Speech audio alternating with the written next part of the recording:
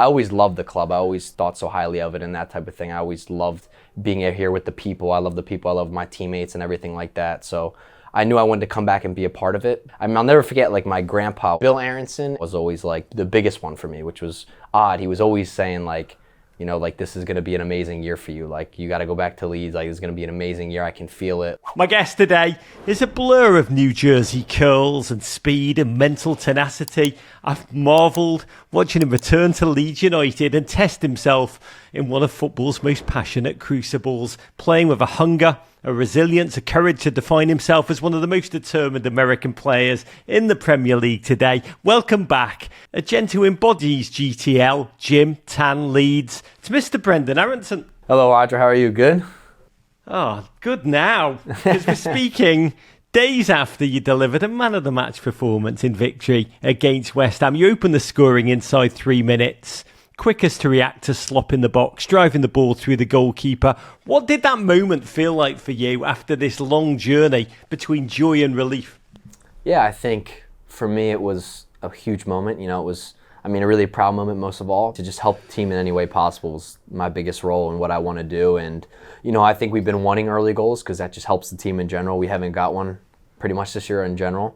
So it was really nice to get that early goal and take a little breath, and then for Joe to get the second one pretty early on after that was kind of a breath of fresh air, you know, because every game's so stressful in the Premier League. The celebration, pointing at your temple, a number of writers have talked about your mental resilience to get to this point in your first Premier League goal of the season. What were you saying in that moment, Brenden? I guess kind of that, to be honest with you. I think most of all I was proud of how the week before I had missed a pretty easy goal in my standards, I think. Back post ball, and it was against Burnley, and it would have been at 1-1.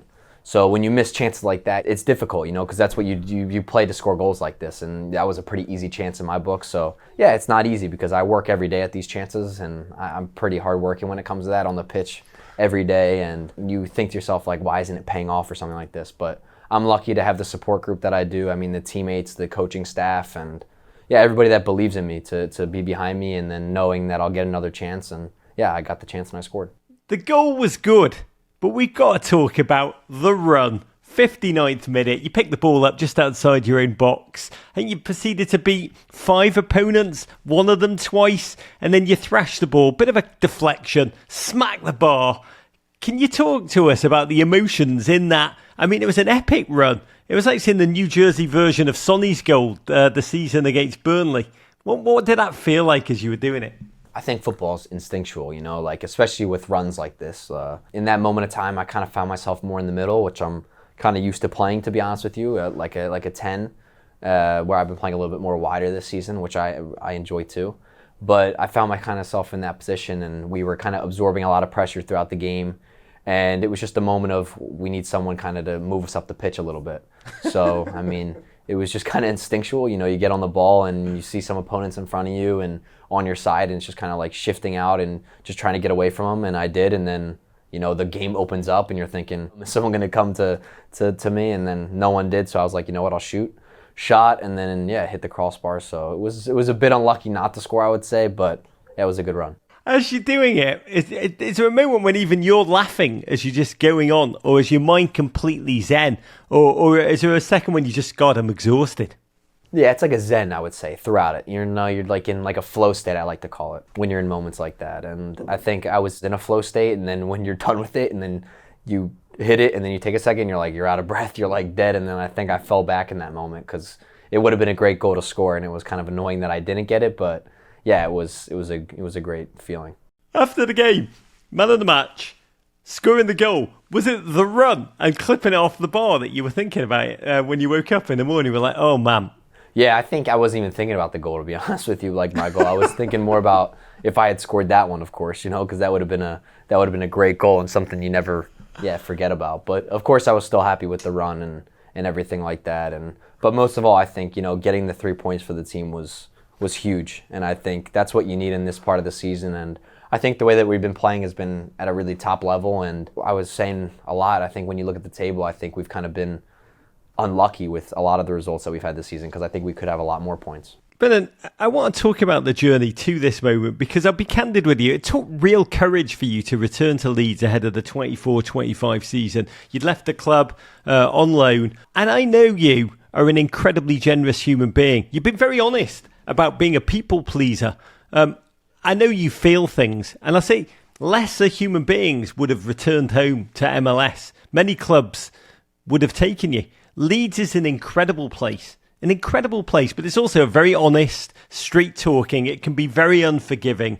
What made you determined to return, knowing just how steep a climb it would be?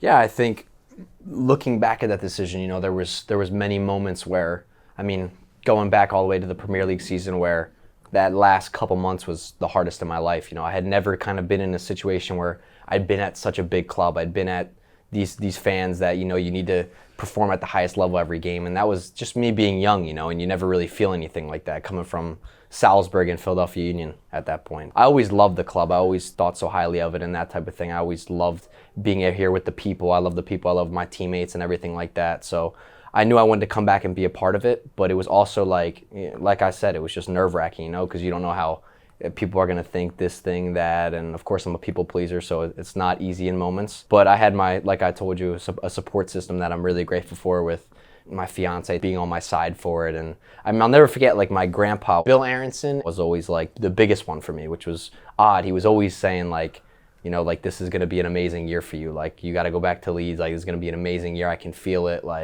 And kind of pushed it like that. And, that was kind of a moment for me where it just resonates. God bless you, Grandpa. He's got a real Yorkshire mentality. But football you've hinted at it, it's an up and down game. You just delivered the man of match performance against West Ham. You talked about the missed chance in the loss to Burnley. The manager, Daniel Farke, talked about how unforgiving it was, talked about how you just come off a flight. You'd flown commercial back from the international break. You hadn't slept. You took the field. He said it wasn't a bad performance, but he got so much stick. And it made me wonder just how you develop the mindset, the mental strength to go again, and how much of football is skill and how much of it is just about the ability to persevere.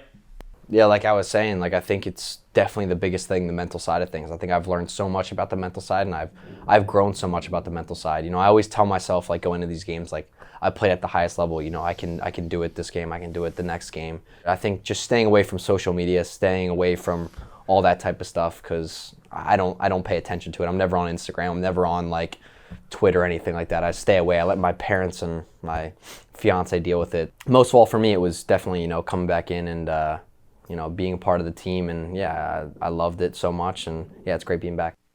What's the biggest difference in your game now as opposed to when you first made your debut for Leeds back in 2022? Mentally, I think I'm so much stronger. I think, I've overcome so much and I've grown so much as a player, and mentally, I feel like I'm just a different human in that sense from when I was there. I felt like I was kind of naive in that moment when I first came, but now I feel like I've overcome so much, and I've been through a lot, so now I feel like it's harder to break me, if you know what I'm saying. World Cup is 225 days away. We've talked about the journey you've had since the last tournament. Internationally, you've been selected for some camps. You've not been called up for others. The coach, Mauricio Pochettino, has said he thinks you, quote, play in too many different positions, and that he wants to help you find your best one. What is your best position in your mind, Brenden? And can you play it for Leeds and for the US? I would probably say my best position is a 10, in between lines. But, with so many systems this year, it's different, because I'm playing a right wing here, but like a 10 in moments. You know what I mean? I feel like just in today's game, it's hybrid positions, if you know what I'm saying. You have a lot of wingers that come inside and play more like a 10, or they stay wider, so it's everybody in the way they want to play. So I think my position would probably be an 10 hybrid, you know what I mean, or 8 hybrid. That's what I would say it is, I think I can play in a lot of positions, and that's kind of what's good about my game, I would say.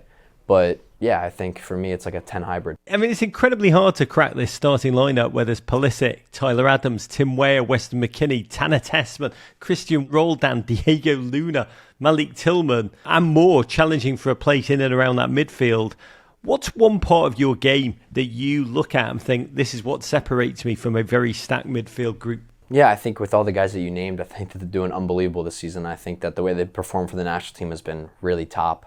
I think for me, it's just being myself. I think doing what I do at club and then just bringing it into the national team. And I always love representing my country at the highest level, and I always want to. I always am available always, with the national team and always want to be there. I think it's just going into the camp and just keep showing them what I'm capable of doing and showing them week in, week out what I can do at the club. Can you talk about the conversation you had with Mauricio and what he's told you specifically about what he needs from you? Yeah, I think last camp I was playing a little bit more wider. We have a lot of guys in the 10/winger position there. So, it's in that moment of time was being where I'm needed. And I think also the last game when I came into the game, I learned a lot about playing in between the lines and what he wanted from me, the runs in behind. I think we do a lot of tactical stuff before the games and stuff like that. So you kind of learn a lot about what he wants in the player, what he wants you to do. And I felt like in the game when I got to come into that 10 position, I really liked it and I thought I really did well with it. And I think I showed him what I can do in that position. Brenden, it has been some incredible journey from Metford, New Jersey to Leeds, the pride of Yorkshire. What have you learned about yourself in this journey that you didn't know when you first arrived in England? I've learned, of course, a ton. I've been from Philly to Salisbury during the pandemic where I didn't see my family for 6 months at a time, which was crazy. Ultimately coming to Leeds, I think I've learned a ton. I've been at the high highs like the other game and then the low lows. And I wouldn't trade them for the world because I think it's also made me mentally the person that I am today. And looking back at when I was a kid, playing in the Premier League, it's just like a dream come true. So I try to take that dream and the thoughts that I had as a kid and just apply them into my everyday job. And that's something that I just like to look back upon when I'm maybe in the dumps, something like that, or too high. I think, yeah, like what is this little kid thinking back in the day now playing in the highest league in the world and the best league in the world? So it's always cool. It's like a moment of like calm for me. From the Aaronson family basement to Ellen Road, that is some incredible journey. And there's more to come. You're now still just 25, still so young, but you're already a veteran of European football. When you look at your career arc, what do you want to look back on one day when it ends and say, hopefully, by the way, aged 87, Tim Ream age, what do you want to look back on for those of us who've watched you and say, when we watched Brenden Aaronson play, we saw what? Yeah, I think most of all, just like, I remember my dad for the longest time was like, like the heart thing. Like you have to have the biggest heart on the pitch, like the one that's going to run the most, the one that's going to tackle the most, the one that's going to like do the most for the team. I think that was kind of instilled in me in a young age. So that's something I always want to be remembered by, is definitely the big heart, but then also the creative sides of things, like the run that I did, things like that kind of bring people off their feet. I think that's also something I want to be remembered by too. And of course, goals and assists. I'm trying to keep adding that to my game, and I will. So I'm pretty confident in that. And just all around great player. Brenden, to you, to your fiance, most importantly to your grandfather, to your team, to everyone in Leeds. Thank you, man. Thank you. Appreciate it. Courage.